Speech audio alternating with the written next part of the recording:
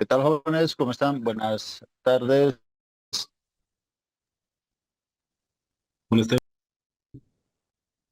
Buenas, ¿cómo están?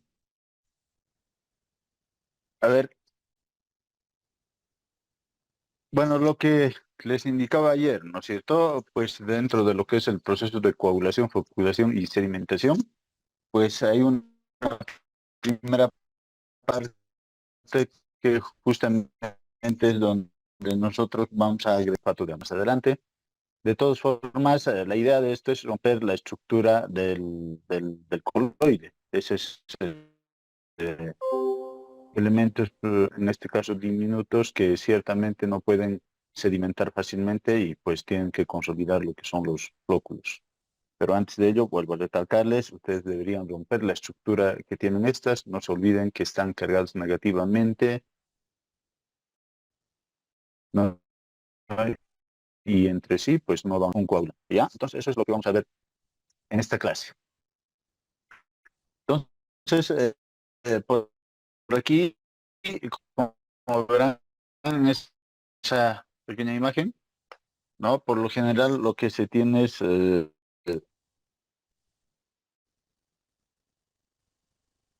agua, en este caso bruta, que llega desde la obra de toma, o si tienen por ahí un sistema de control de sólidos de tamaño mayor, o lo que es pretratamiento, perfecto. A ver, ¿por qué en el dibujo está al revés esto? A ver, un segundo.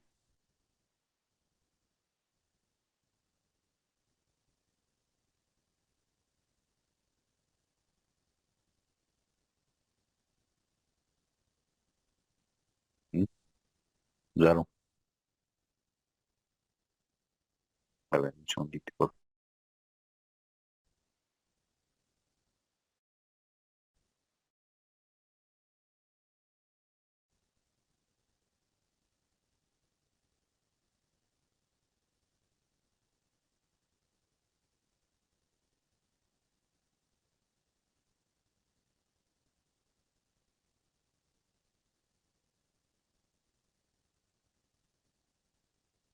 no sé qué pasó.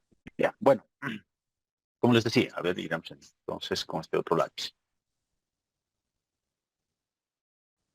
Ya, ah, como verán, por aquí tienen lo que es agua bruta que llega desde la obra de ustedes van a ver. Bueno, ese proceso, los tres procesos se realizan más o menos con estos tres tanques, ¿ya? Con estos tres tanques. Pues inicialmente realizan lo que es el proceso de coagulación en un tanque de coagulación. Es que ustedes tienen nomás un caudal considerable, o en su caso, pues lo que podemos hacer, aplicar los coaguladores o los de la mezcla hidráulica, ¿no? Como por ejemplo un salto hidráulico, pueden ver por lo general donde hay una turbulencia, una mezcla total, es lo que se quiere. De todas formas, también hay, principalmente, vuelvo a recalcarles, para caudales mayores, estamos hablando de 200, 300, 400 litros segundo, en el cual para realizar esta mezcla, pues posiblemente ya no podamos realizar con un medidor parcial, por ejemplo. Entonces, pues vamos a tener que aplicar un tanque en el cual pues se instalará unas paletas para la mezcla rápida. ¿Bien? Luego entramos a lo que es la floculación. La floculación, por lo general, pues requiere velocidades bajas, ¿no? Es donde vamos a consolidar los flóculos. Y para lograr las velocidades bajas necesitan ustedes que el tiempo de detención sea mayor. ¿Eso qué quiere decir? Tendrán que, en este caso, ver el recorrido mayor, en este caso de cada partícula, ¿no es cierto? Mientras sea mayor ese recorrido, con seguridad de que el tiempo de detención va a ser también mayor y las velocidades van a ser bajas. Pero no vaya a ser que también, pues, si en el diseño, por ejemplo, requieren una retención hidráulica de unos 30, 20 minutos, ¿no es cierto? Y por ahí alguien ya también suministra una velocidad muy, pero muy baja, por debajo de los 10, 0 punto o 15, en todo caso, ¿no? Centímetros por segundo, pues posiblemente lleguen a consolidar lo que son los flóculos, pero se rompan las estructuras, sean muy pesadas y no van a llegar al otro extremo del tanque. Entonces, por ahí a la mitad se les va a quedar y todo lo demás. Entonces, el tiempo de retención no tiene que ser ni mucho ni muy bajo, ¿no es cierto? Entonces, tiene que ser, en este caso, adecuadamente diseñado en función de lo que es el tanque de sedimentación. En este caso, igual, por lo general, pues ahí es donde se quedan los flóculos, esos elementos que se han consolidado ahí en el tanque de floculación, ya tienen un tamaño adecuado para que estos puedan decantar y pues por aquí se van a tener que quedar, ¿no? Y luego pues pasa a los otros procesos, ya en cuestión de lodos, por ejemplo, los lodos se acumulan aquí en la parte inferior, ¿no? Ahí en la parte inferior se van a ir acumulando ahí del tanque de sedimentación y pues hay que evacuar a algún lugar, por ahí es un espesador de lodos, de todas formas, eso es otro proceso, ¿no? Ya, entonces, perfecto, ahí tenemos lo que es entonces ese diagrama del proceso de coagulación, floculación y sedimentación. Como les decía, ustedes pues lo que tienen que hacer es que en ellas se realice una mezcla rápida, es en un instante muy corto de tiempo, en partes de segundo, ¿ya? Por eso se conoce como mezcla rápida.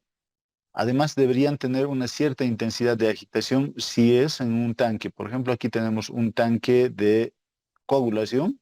Como verán, el agua ingresa por la parte, en este caso de la parte izquierda, y sale hacia lo que es por ahí, por la tubería en la derecha, cierta velocidad rápida. Entonces, pues aquí se realiza justamente la mezcla rápida, principalmente para caudales que están por encima de 200 litros segundo. ¿Ya? Y lo otro, como les decía, aquí tenemos, por ejemplo, un salto hidráulico en el cual obviamente existe un flujo turbulento, ¿no es cierto? Entonces, si los caudales no son tan grandes, sino más bien son pequeñas, ustedes tranquilamente pueden aplicar en este tipo de elementos un flujo turbulento, una mezcla total, ¿no? Entonces aquí está, antes del salto, ustedes tendrán que instalar un elemento que pueda inyectar lo que es el coagulante y pues ya en el salto mismo se va a mezclar, ¿no? Hay una mezcla también instantánea, es una mezcla rápida. ¿Ya? En serie también lo podríamos implementar, vuelvo a recalcarles nuevamente por ahí, para caudales elevados. Ahora, en el proceso más o menos, ¿qué es lo que sucede? ¿Cuáles son las diferentes fases que se tiene dentro del proceso de coagulación y floculación? Ya lo que ustedes van a encontrar más o menos son cinco fases, ya. Una primera fase donde es la hidrólisis, ya. Aquí tenemos ahí en la grafiquita, por aquí vamos a inyectar lo que es el coagulante, ¿no? Aquí tenemos lo que es esta partícula del, bueno, un coloide en este caso, ¿no? Coloide. Ya, lo vamos a agregar lo que es en este caso ese coagulante y lo primero que se hace en hidrólisis es desestabilizar lo que es la estructura o el elemento o el coloide, si ustedes quieren. Que por lo general habíamos dicho que estos elementos por su tamaño están en lo que es suspensión, ¿no es cierto? Entonces, esa es una primera fase. En la segunda fase lo que hacemos es la precipitación y formación de los componentes químicos. Ya prácticamente al romperse la estructura, pues se consolida un nuevo elemento, ¿no es cierto? ¿Y esto cómo? Primero que pues por lo general lo que es el coagulante lo que trata de hacer es adherirse a lo que es la superficie, conocida como absorción, a la superficie de la partícula y pues con ello lo que vamos a lograr es una tercera fase en este caso, ¿no? En el cual se consolidan lo que son las cadenas poliméricas, así se llama, y posterior, bueno, estas, ¿no? Estas que pues ven por aquí, más o menos algo así, y posteriormente ya se consolidan, en este caso, una estructura mayor entre lo que es la absorción entre varias partículas y una cierta cantidad de lo que es el coagulante. Y tenemos un elemento de mayor tamaño, como esta, ¿ya? Y finalmente, pues tenemos aún, pues seguimos creciendo. Finalmente tenemos este elemento que es el flóculo, ¿no? De tamaño mucho mayor, en este caso, que este elemento que teníamos por ahí, que es en este caso el coloide. En cambio aquí tenemos varios coloides, ¿no? Agrupados a partir de lo que es la agregación del coagulante. Entonces, esto es lo que se tiene que realizar, es el proceso más o menos, y pues con ello también es importante saber cuál es el proceso de absorción, lo que les decía, ¿no es cierto? Aquí tenemos un coloide, este elemento que está por ahí, esa partícula, y nosotros agregamos un coagulante. En este caso es óxido de aluminio, ¿no? Óxido de aluminio. Entonces, ¿qué es lo que va a hacer? Primero, que estas partículas de óxido se tratan de, en este caso, adherir, ¿no? Por esa propiedad de absorción justamente, ¿no? Hacia lo que es la superficie de las partículas. Y aquí ya tenemos un elemento un poco de mayor tamaño, ¿no es cierto? Entonces, el objetivo es llegar más o menos a lo que es la reacción y la agrupación o la consolidación de lo que son los flóculos. Y eso pasa, como les decía, en un instante muy corto de tiempo, ¿ya? Menos de un segundo, por lo general. Entonces, es la propiedad de absorción, principalmente el de adherirse o esa propiedad de adherirse de las partículas del coloide sobre la superficie de lo que son perdón, no del coloide, sino del coagulante hacia lo que es la superficie de los coloides, más bien, ¿no? Entonces, es la propiedad de absorción. Ahora, en ello ustedes pueden encontrar diferentes tipos de coagulación, ¿ya? Por ejemplo, hay una que se llama por vasido. En este caso, como ustedes están viendo, principalmente en aquellas aguas con poca turbiedad, no hay mucha turbiedad. En ese caso, ¿qué quiere decir? Que hay poca cantidad de coloides, ¿no es cierto? Entonces, ¿qué es lo que va a pasar? Posiblemente lo que vamos a hacer es que si no dosificamos adecuadamente, ¿no? El coagulante, pueden ustedes agregar una cierta cantidad, ¿no es cierto? Y esa cantidad es mayor a lo que realmente se requiere, en este caso para lo que es la consolidación de los flóculos. A ver, los flóculos tienen un cierto tamaño, ¿ya? Por lo general estamos hablando de 2, 3, incluso si se puede un poquito más, en milímetros, 2, 3, 4 milímetros. Entonces, si ustedes tienen, por ejemplo, los dos tipos de aguas, ¿no? Una con una turbiedad baja y el otro de pronto tiene una turbiedad muy elevada. Entonces, ¿en cuál de ellas es fácil, por ejemplo, consolidar de los coloides, los flóculos? ¿En cuál de estos dos? ¿En el agua turbia o en el agua, en este caso, con menos turbiedad? ¿En cuál creen que sea más fácil consolidar los flóculos? ¿Qué dicen? A ver, por ahí.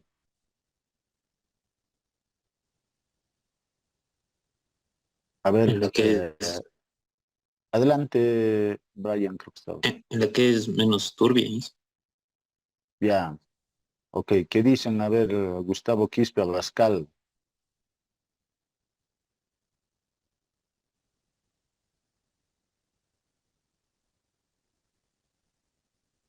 Miguel, buenas tardes. ¿Qué tal? ¿En cuál de ellas creen? A ver, ¿quién más? Brian, tal vez, o Cristian, o Jorge. Mm, cuando el agua es más clara, ¿eh? Ya, pareciera lo más razonable, ¿no? Mientras el agua sea más clara, pues, ¿qué es lo que pasa? Ustedes tienen menor cantidad de coloides, ¿ya?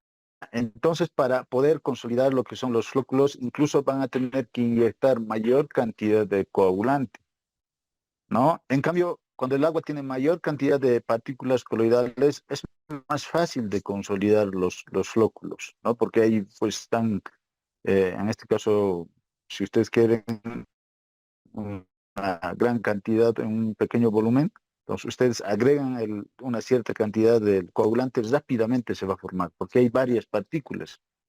¿no? Porque la idea es ganar un cierto tamaño, como les decía, 2 a 3 milímetros para que puedan decantar. Entonces, a mayor cantidad de, en este caso, de partículas coloidales, pues vamos a lograr rápidamente ese tamaño, ¿no? Mientras, si tenemos agua más cristalina, en este caso, con menor cantidad de coloides, me creerán que se tarda un poquito más. Incluso, vuelvo a recalcarles, van a tener que agregar una mayor cantidad, en este caso, de coagulantes. ¿Ya? Eso lo van a ver justamente en lo que es laboratorio, ¿ya? En laboratorio ustedes van a hacer lo que es la prueba de Hazzard. En la prueba de Hazzard tomarán diferentes tipos de aguas con diferentes turbiedades y pues van a ver en cuál se consolida rápidamente los flóculos, ¿no? Ya, jóvenes. Entonces, en función a ello, pues, a ver, los tipos de coagulación, ¿no es cierto? Depende un poco del tipo de agua, qué tan turbia es el agua, ¿ya? Principalmente. Entonces, en ello influye, en muchos de los casos hay que siempre controlar lo que es el pH, es muy importante, ¿ya? Porque en función al pH ustedes van a agregar, es más, algunos coagulantes, ya algunos coagulantes ya están en función al pH, ya no en todos los casos, por ejemplo, se puede aplicar lo que es el sulfato fésico o el cloruro fésico. Entonces hay que saber más o menos cuál es el pH que tiene nuestra agua para ver más o menos qué tipo de coagulante podríamos agregar, ¿ya? En algunos casos, obviamente todos los coagulantes se pueden agregar, si no es la cantidad, ¿no? La cantidad. Entonces, en algunos casos nos sale una cantidad muy considerable y ya económicamente incluso ya no es tan factible, ¿no? Entonces, mejor buscamos otro tipo de coagulante, ¿ya?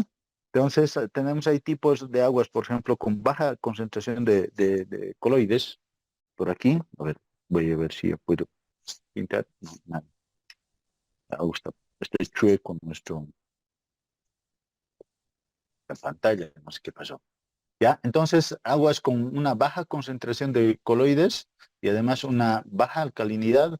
Ojo que esto también es importante, ¿no es cierto? Tienen que saber cuál es el valor o la alcalinidad que tienen las aguas. Eso justamente es la práctica que ustedes deberían realizar. Bueno, creo que esta mañana les han programado. Bueno, les toca esta práctica, ¿no es cierto?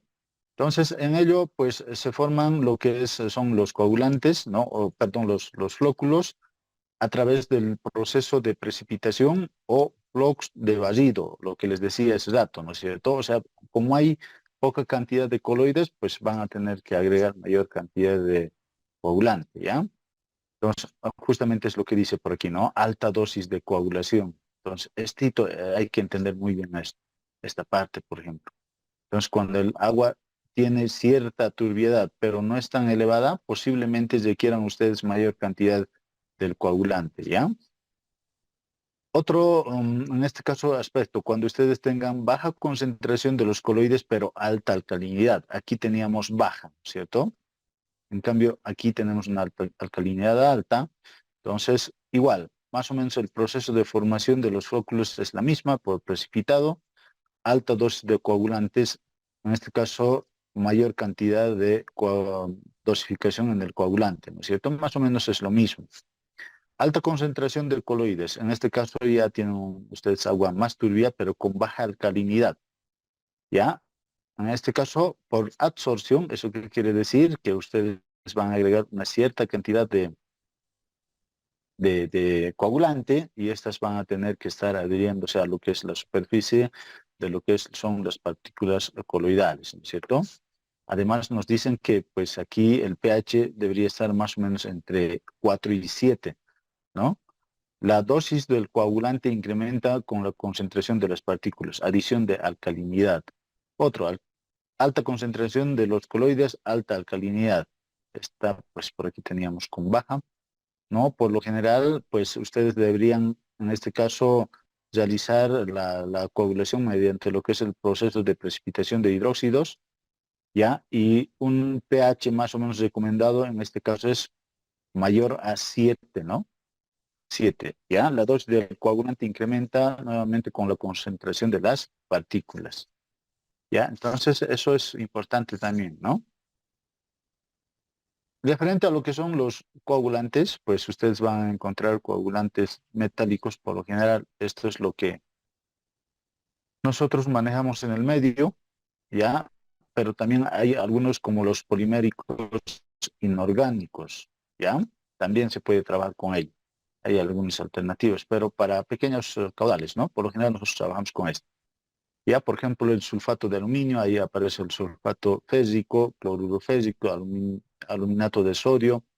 Ya por lo general, los que se utilizan más son estos dos, el sulfato de aluminio y el sulfato fésico. Ya, ampliamente utilizados. En este caso, esto es el alumbre, así se conoce. Para valores de pH del agua, ¿no? Entre 6 y 8, por ejemplo, el sulfato de aluminio, ¿no? Ahora, algunas de las características producen un flóculo pequeño y esponjoso.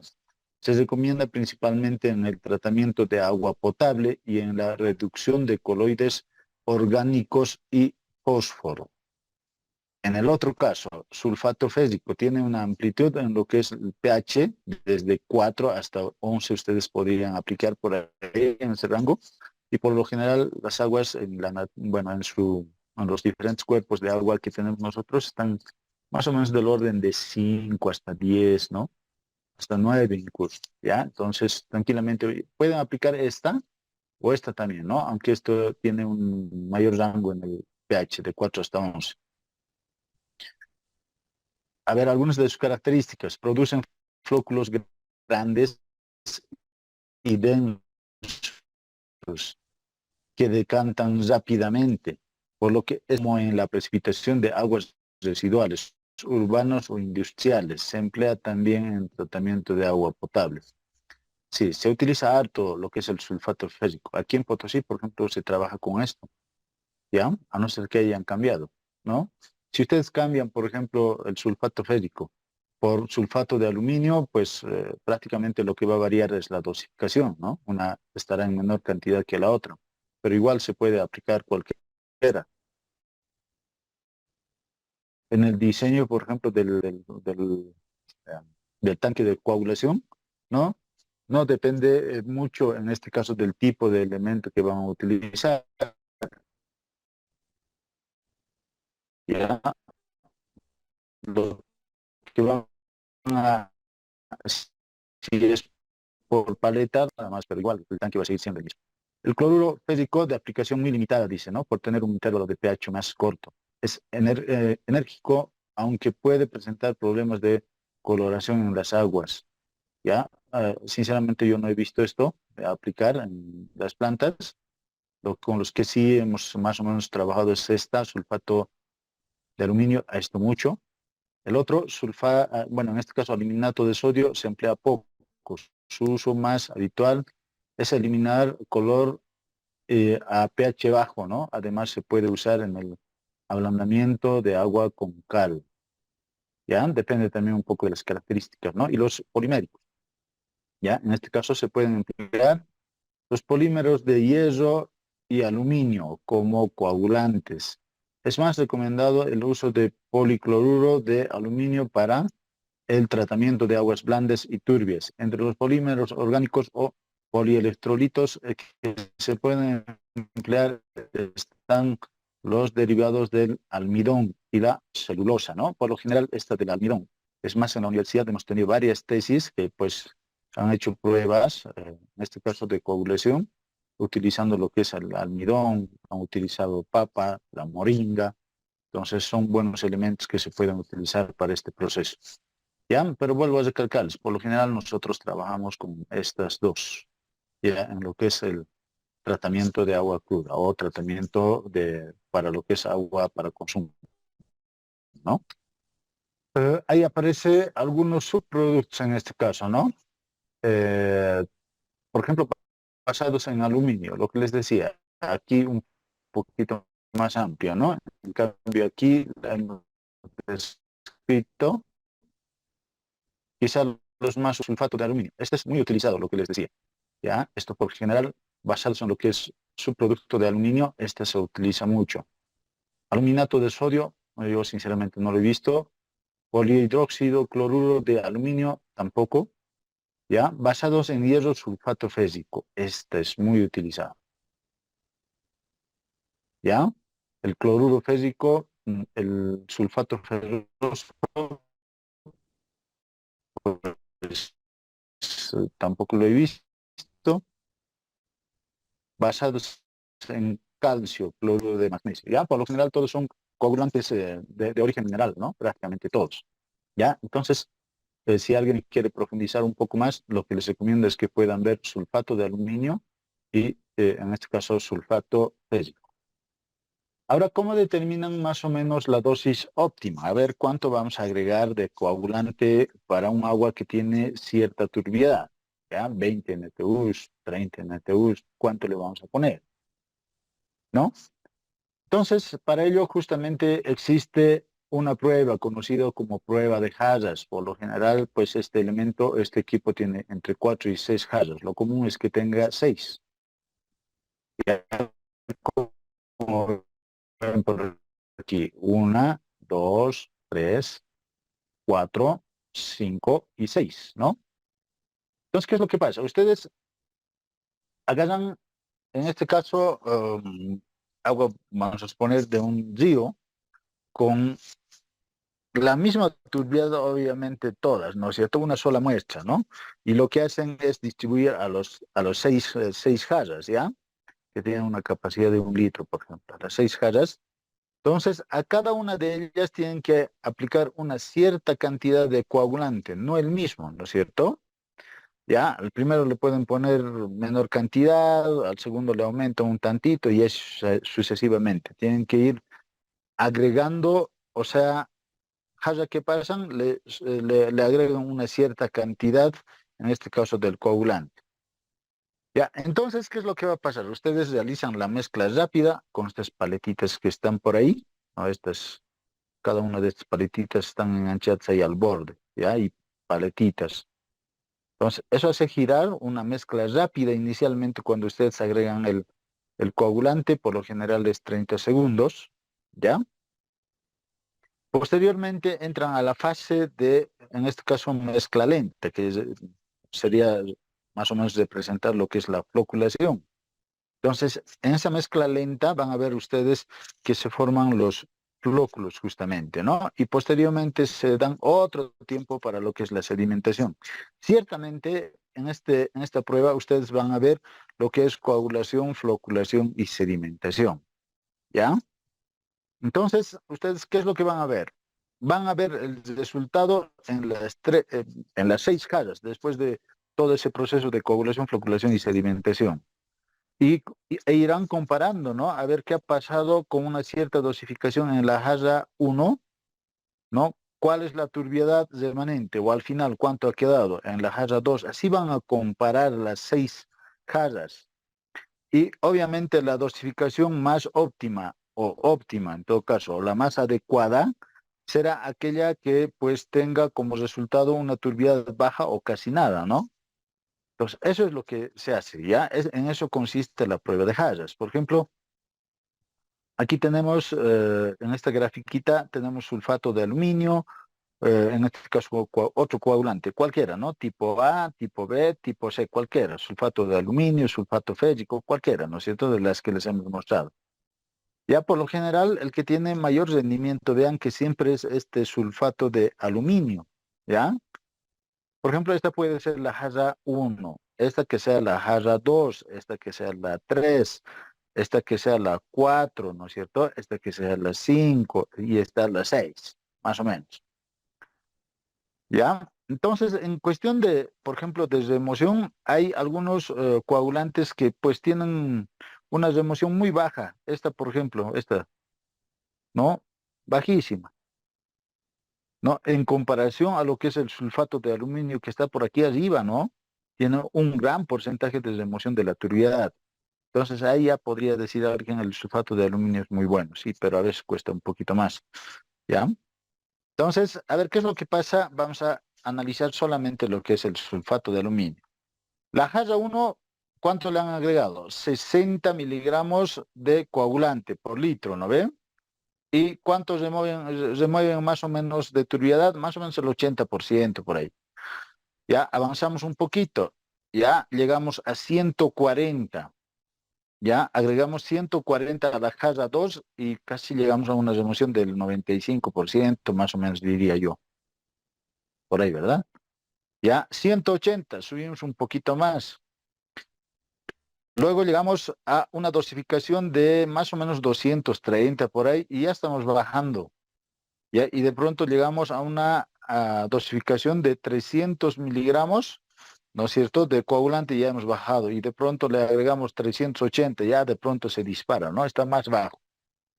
Entonces, no es que a mayor cantidad de coagulante ustedes van a tener, en este caso, mayor porcentaje de remoción de la turbiedad, ¿no? Parece que, pues, donde tendríamos lo máximo, creo que es esta. Esta me parece que es la dosificación óptima. ¿Eso qué quiere decir? Que para esa turbiedad X, que no sé cuánto será, ¿no es cierto? Pero para esa muestra que tiene de agua, que tienen de agua con cierta turbiedad, pues esta dosificación es la más adecuada, más o menos, de 180 miligramos litro. ¿Ya? ¿Eso qué quiere decir? Que para cada turbiedad, ¿no es cierto? O para cada muestra con una cierta turbiedad, ustedes deberían hacer este análisis. ¿Ya? Deberían hacer este análisis.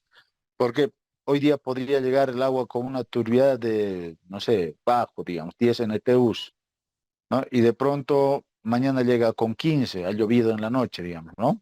O peor aún, esta mañana estábamos con debajo de 5 NTUs y de pronto ha empezado a llover y del río pues ha subido, ¿no? En la tarde ya estamos con 7, 8 o peor todavía, 20, 30 NTUs.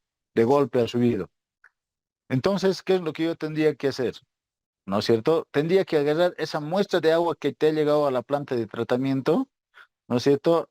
De pronto está llegando agua cristalina, todo ok, felices todos, ¿no es cierto? Y de pronto en la obra de captación pues ha empezado a llover y les llega agua turbia a la planta de tratamiento. No van a agarrar ese ratito, en este caso la muestra, ¿no es cierto? Y van a llevar al laboratorio y van a hacer pruebas de Harris, ¿no? En la prueba de Harris por lo menos tardan unas 2 horas. ¿No? 2 horas. En 2 horas recién van a saber cuánto es la dosificación adecuada. Y con ello que van a pasar 2 horas que ha entrado agua turbia a la planta de tratamiento, ¿no? No con una dosis. Por ahí han agregado, en este caso, coagulante, pero no en la dosis adecuada, ¿no es cierto? Entonces se va a colmatar rápidamente por ahí sus filtros, no sé, pues no están operando adecuadamente. Entonces, para que ello no suceda, ¿saben qué es lo que, bueno, por lo menos lo que nosotros hacíamos o lo que se hace? Pues deberían tener una escala, ¿no? Así, para turbiedad 5 NTUs, o sea, hacer prácticas de laboratorio antes, ¿no ven? Antes, o sea, antes de que llegue el agua turbiedad, ¿no? En mis tiempos libres, a ver, le probaré con 5 de NTUs de esta agua a ver cuál es la dosificación óptima. Entonces, en tu tiempo libre estás haciendo laboratorio, ¿no? Y encuentras para 5 NTUs. Había sido la dosificación óptima, había sido de 50 o 60 miligramos. Ah, qué bien. Ya, a ver, probaré con 6 NTUs, 10, 20, 40, 50, 80, digamos, ¿no? O 100.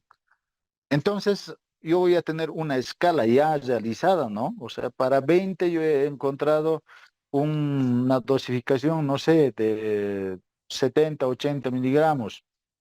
Entonces, cuando el agua de pronto llega con 20 de un NTUs, con 20 NTUs de turbiedad, yo automático, como ya tengo mi escala, ¿no es cierto? Ya anteriormente he realizado la práctica del laboratorio y al ser obtenido las dosificaciones adecuadas o óptimas, pues lo único que hago es medir rápidamente turbiedad, ¿no? Esto sí se puede determinar rápidamente, ¿ya? Y de pronto el agua llega turbia, mido la turbiedad, determino la turbiedad y con ello me voy a mi escala de dosificación más óptima y pues lo agrego rápidamente esa cantidad, ¿no? A la cantidad de agua que está llegando. Entonces ya no voy a estar haciendo la prueba de Harris, ¿no? Entonces eso siempre hay que tener cuidado, ¿ya? Entonces, esa es la dosis óptima. ¿Me han entendido esta parte, jóvenes? Sí, sí. Dije, Ya. Entonces ahí aparecen los parámetros operacionales, o sea, ¿cómo van a controlar, por ejemplo? al final, o sea, lo que ustedes han realizado es agregar quizá una cierta cantidad de coagulante a las 6 jarras, ¿no ve? En cantidades diferentes, o en diferentes cantidades. Y pues han obtenido una dosis adecuada en función a la turbiedad. Pero en ello, pues algo hay que medir, ¿no? En función a qué estará en este caso. No puede ser simplemente, a ver, agregaré una cierta cantidad de coagulante y veré cuál es la mejor o dosificación, sino que tengo que medir a través de algún elemento, algún parámetro, ¿ya?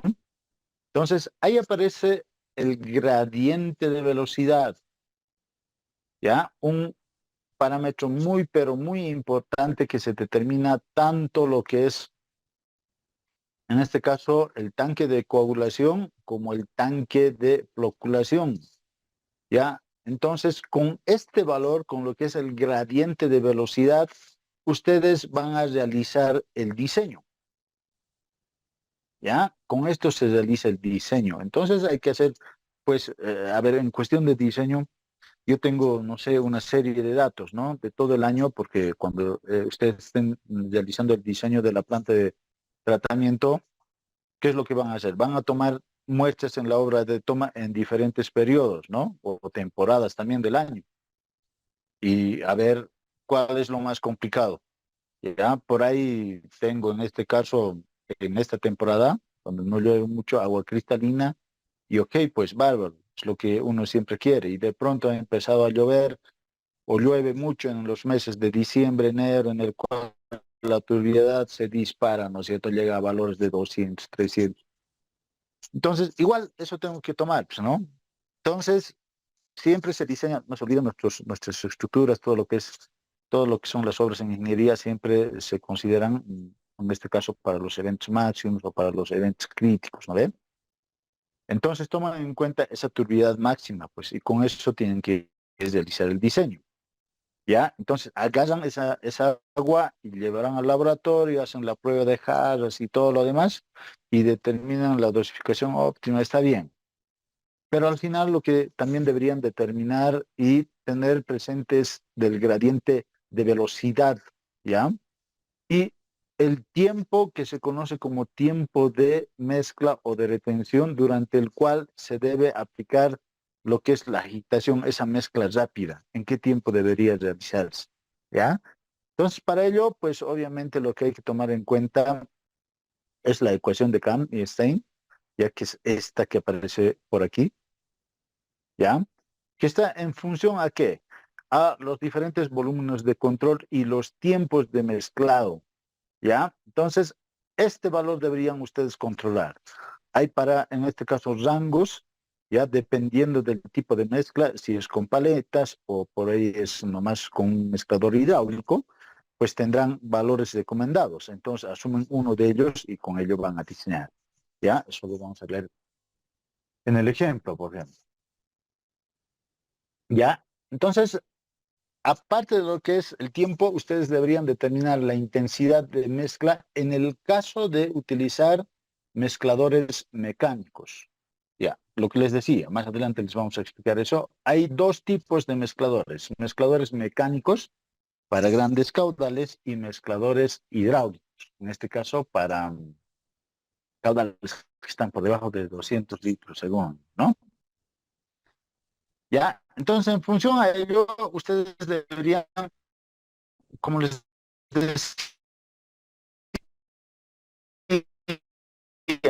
deberían controlar, si ya, no debería estar al orden de 12.500 más o menos, ya para un tiempo de mezcla entre 2 minutos más o menos, ya. Y si se realiza aquello más o menos con este gradiente en lo que es la coagulación, esto es valor para diseño, ya. Los flóculos se van a consolidar más o menos en 45 minutos, un tiempo de retención posiblemente elevado, ¿no? Por lo general, una partícula que entra, por ejemplo, al tanque de floculación y en recorrer toda esa trayectoria que es en zigzag, ¿no? Hay panales, entonces más o menos tarda entre 20, 25 minutos, 45 me parece muy elevado, ¿ya? por ejemplo, otra gradiente de 10, en este caso de 10.800. ¿Ya? En ello, pues, ¿qué es lo que vamos a lograr? Un tiempo para la formación de flóculos de más o menos 30 minutos, 4.400, ¿ya? 10 minutos, ¿ya? Entonces, ¿cómo voy a obtener yo esta gradiente? Esta gradiente está en función a la intensidad de mezcla. Una cosa muy importante. El tiempo, entonces estamos manejando 2 minutos más o menos, ¿ya? Entonces, la intensidad en las paletas, o sea, de giro, ¿no es cierto? Obviamente, esta requiere mayor velocidad que esta, ¿no es cierto? Y posiblemente por ahí eso se refleje en la cantidad de energía que ustedes puedan utilizar, ¿ya? Pero la gran ventaja es que van a formar rápidamente los flóculos, ¿no? En cambio, en el otro, 45 minutos. Entonces, esas cosas hay que valorar, ¿ya? Lo que les decía, los mezcladores, ¿no es cierto? Por un lado, los mecánicos, ya, en este caso mezcladores en línea también se llaman así. Estamos hablando de impulsores de turbina, las de hélice, por lo general, estas dos son los que se utilizan mucho, o las de paleta, ¿ya? Hacemos girar rápidamente con una cierta velocidad e intensidad y pues en función a ello va a estar lo que es la gradiente hidráulica y con eso vamos a realizar el diseño.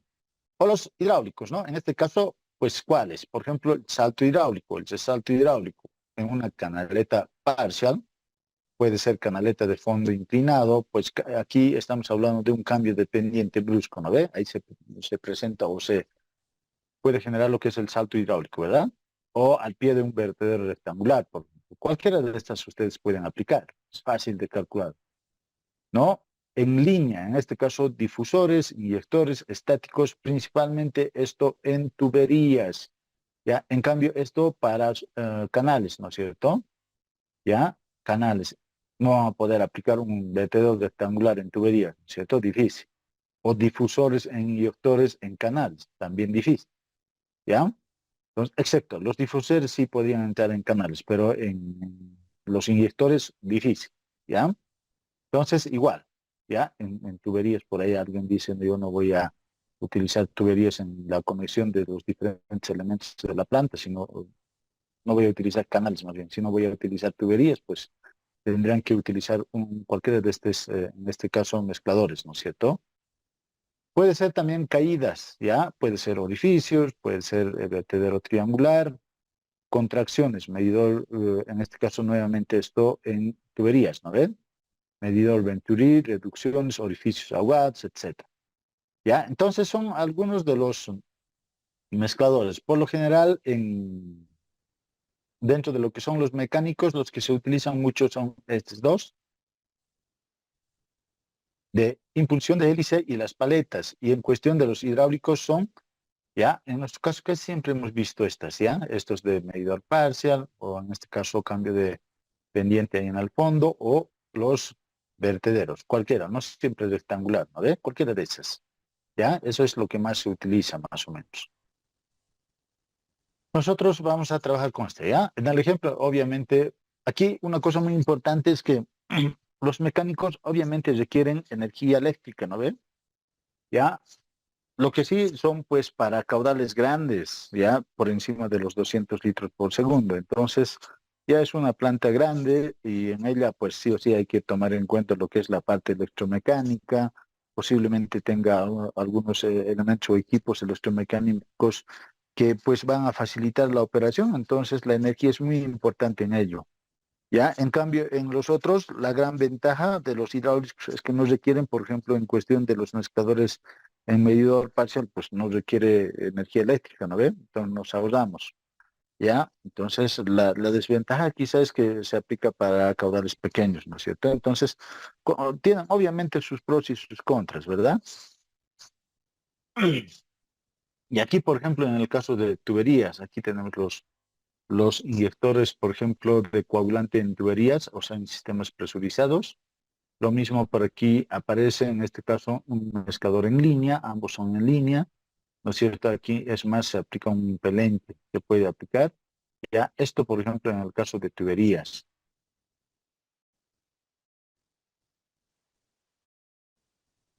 En el caso de mezcladores hidráulicos, nos vamos a enfocar un poquito más en ello, no sé, esto no tanto así en los mecánicos, ¿ya?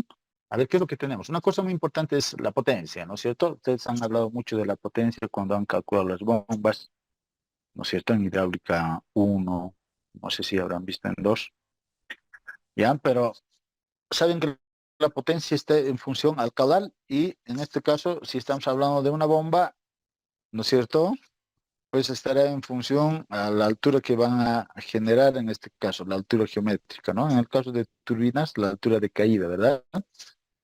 Y el caudal juega un papel muy importante, no se olviden del peso específico. Y en cuestión de bombas, pues depende de la eficiencia del motor, como también de la bomba misma, ¿no es cierto?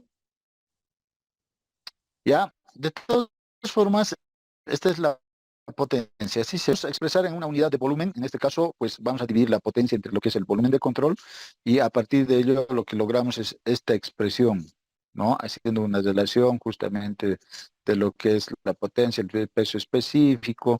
No se olviden que el, el- en este caso el tiempo es igual volumen entre el caudal, ¿no es cierto? Entonces, haciendo esa relación, al final llegan a esta expresión que es la misma que habíamos visto anteriormente, ya que es la ecuación para lo que es la gradiente hidráulico, ¿ya? Es igual a la raíz del peso específico del agua entre lo que es la viscosidad cinemática. Estos por lo general son valores casi constantes. Lo que sí varía son estos dos valores, ya que es la pérdida de carga, lo vamos a representar así en este caso, en los mezcladores hidráulicos, entre lo que es el tiempo de mezcla, ¿ya? Entonces, ustedes para el diseño deberían calcular este valor, el gradiente hidráulico, ¿ya? Para ello, pues aquí, por ejemplo, ya esta primera parte, como les decía, solamente depende de que de la temperatura, ¿no? Principalmente lo que es la viscosidad, ¿ya? La viscosidad, aunque por ahí alguien dice también que el peso específico de la altura, ¿no ve? ¿Ya? Por ejemplo, para una temperatura de 0 grados, pues esta relación es más o menos, todo esto incluyendo lo que es la raíz, ¿no? De 2336,94 para 4, ¿no? 2501,56 para 10 grados, 2736,53 varía, ¿no? Si ustedes comparan, por ejemplo, con 0 grados, con 25, la diferencia es abismal, de 2300 a 3200 es fuerte, ¿no? Si yo no quiero utilizar esta tabla, yo me voy a ir con la temperatura a una tabla de la viscosidad y pues con ello calculo, no hay ningún problema. Este valor para esta segunda parte, la raíz, esa segunda raíz, ahí aparece la pérdida de carga. Entonces ustedes tienen que calcular la pérdida de carga, por ejemplo, en el resalto, ¿no es cierto? Hay pérdida de carga, además hay una pérdida de carga considerable y el tiempo de mezcla, ¿ya? Entonces para ello, vuelvo a recalcarles, por ejemplo, aquí tenemos los resaltos o el salto hidráulico que se puede presentar, en este caso, si hay un cambio de pendiente, por ejemplo, por aquí, ¿no es cierto? Aquí tenemos un salto hidráulico y este es ese valor H sub P en todo caso, ¿no? Aquí aparece como H sub F, es P, no es F, ¿no es cierto? Aquí hay un errorcito, vamos a corregir eso. Aquí también H sub F, debería ser H sub P, pérdida de carga. Entonces, eso es lo que necesitamos para calcular justamente, ¿verdad? ¿Ya? Entonces, antes del resalto, justamente donde empieza el resalto, ahí deberían ustedes aplicar o inyectar lo que es el coagulante. Lo mismo pasa por aquí. Aquí igual, ¿no ve? Este es un medidor parcial, ¿verdad? Tenemos el tramo de convergencia o divergencia, es divergencia, ¿no? Convergencia, tenemos lo que es, en este caso, el ancho de garganta o el tramo de la garganta, y justamente ahí ustedes van a tener un salto hidráulico. Entonces, ahí deberían aplicar lo que es, en este caso, el coagulante. Ya tres tipos, en este caso, tres casos, ¿no? O podría ser también con un vertedor, ahí tienen un canal horizontal y de pronto, pues, vamos a instalar un vertedero de pared delgada que nos va a generar, en este caso, una caída y al pie podríamos tener lo que es el salto hidráulico. Igual aparece lo que es la pérdida de carga. En este caso, esta pérdida de carga que necesitamos para calcular lo que es ese gradiente hidráulico, ¿no?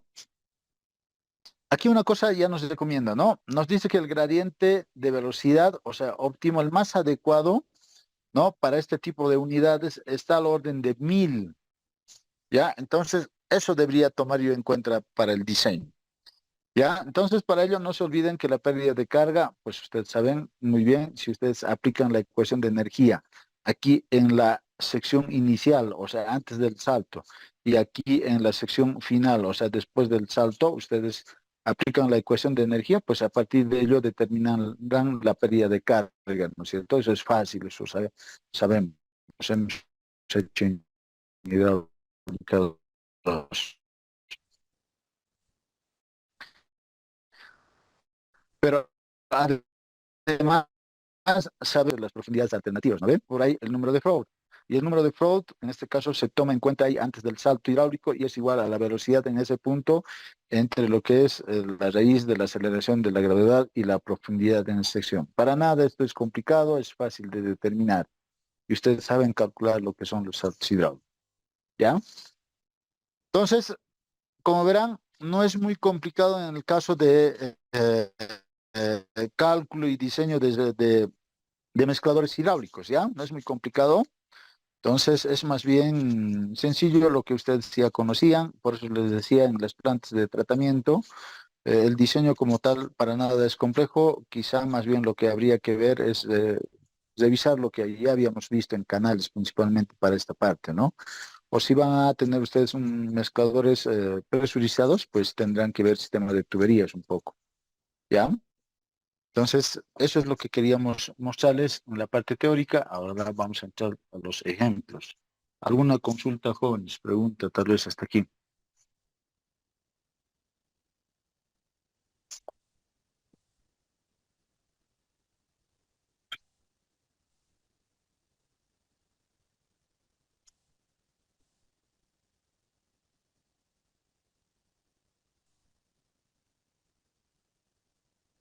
Ya, jóvenes.